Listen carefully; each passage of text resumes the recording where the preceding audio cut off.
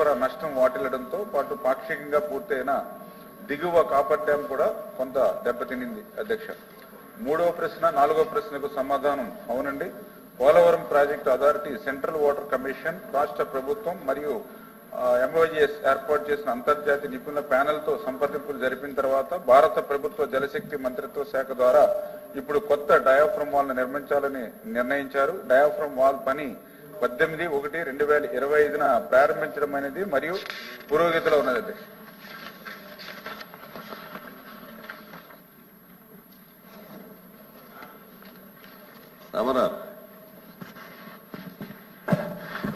అధ్యక్ష,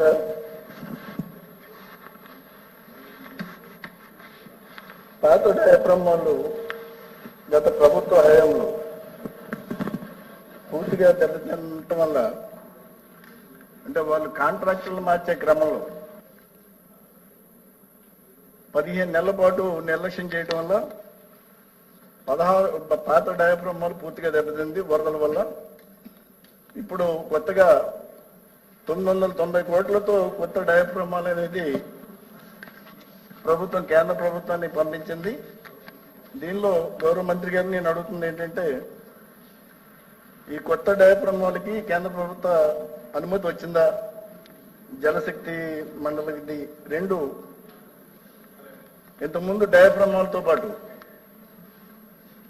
ఎగువ copper dam కానీ దిగువ కాపర్ డ్యామ్ కానీ అవి కూడా పూర్తిగా నిర్లక్ష్యం చేశారు. ఎందుకంటే ఎగువ కాపర్ డ్యామ్ని పూర్తిగా వాళ్ళు ఎటువంటి నిర్మాణం చేపట్టకుండా దాన్ని నాశనం చేశారు. గైడ్ బండ్ కానీ అదేవిధంగా